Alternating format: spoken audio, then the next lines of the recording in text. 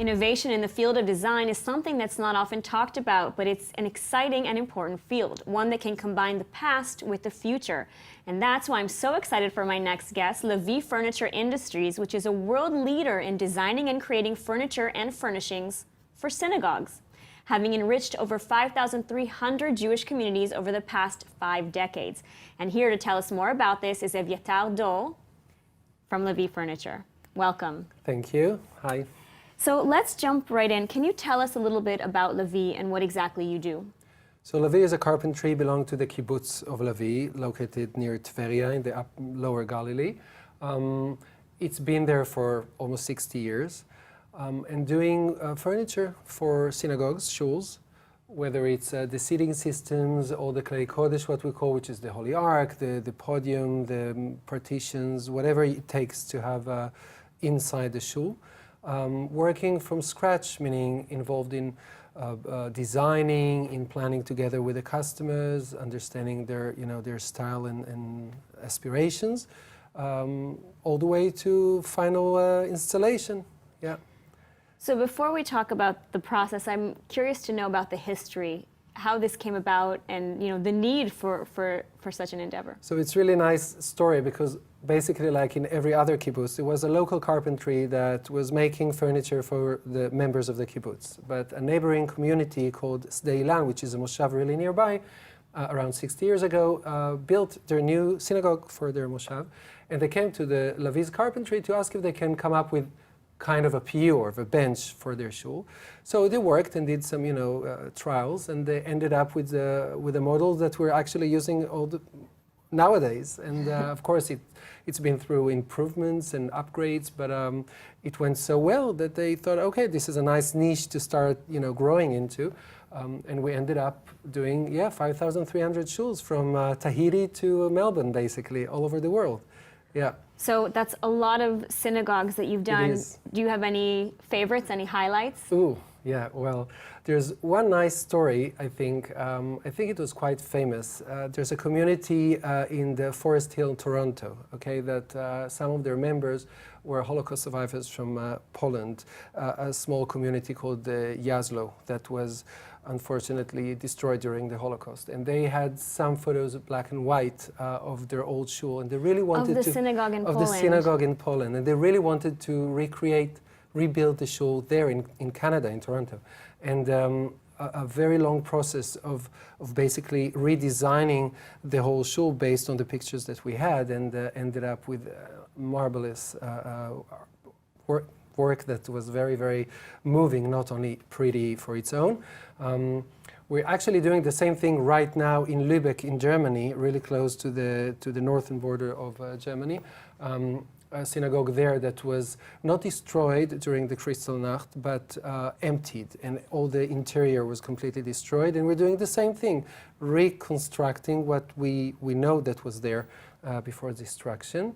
On the other end, we have new communities that are growing all over the world, whether it's London. We just finished installing a synagogue there belonging to Chabad, Lubavitch Synagogue, that was built after Gabi and Rivki Holzberg that were murdered in Mumbai, Chabad Shluchim.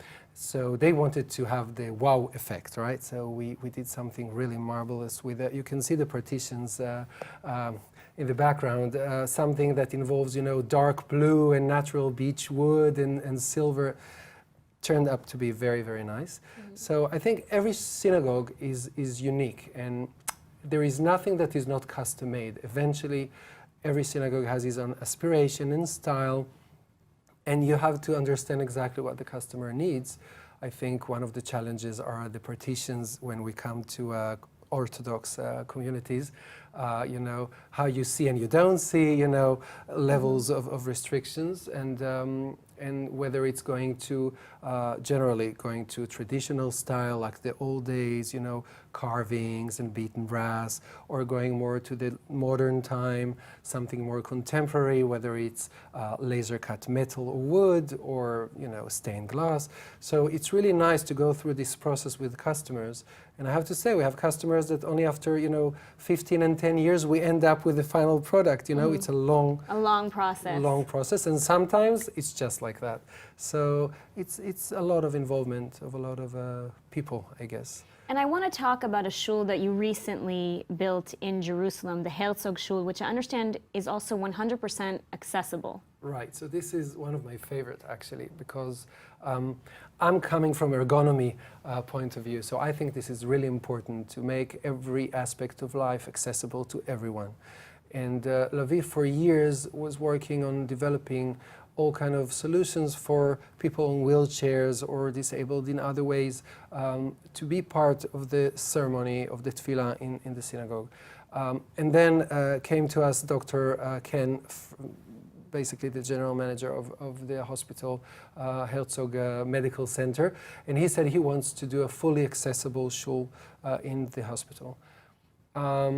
It was really, really interesting challenge and ended up with a beautiful solution whether a person in a wheelchair can really do the whole process of being involved, whether it's, of course, having his own seat, which doesn't have to have a seat but has to have enough room for the wheelchair to go in with the opening shelf, whether it's the width, the aisles between the pews to be enough spacious for him, whether it's the ark, the holy ark, the Aron Kodesh, that he actually can go on his wheelchair all the way to the ark to open it on his own because it's low enough but not blocking the way for the wheelchair to go underneath, with the scrolls, the Sifrei Torah, standing on drawers so he can actually pull them towards himself, take them and then roll himself. So you've really thought of every detail We here. actually thought of everything, including even incorporating hearing aids within the lectern where the cantor stands, or in the bima,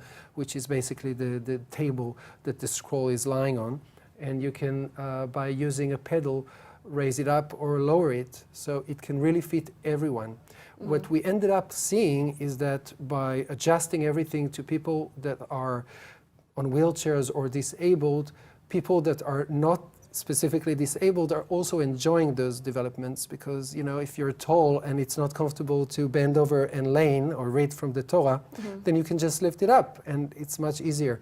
And the same for many other aspects. So I think this is a beautiful project that I strongly believe is going to spread around because communities have to understand that people on wheelchairs are fundamental part of our communities, and everything should be accessible for them.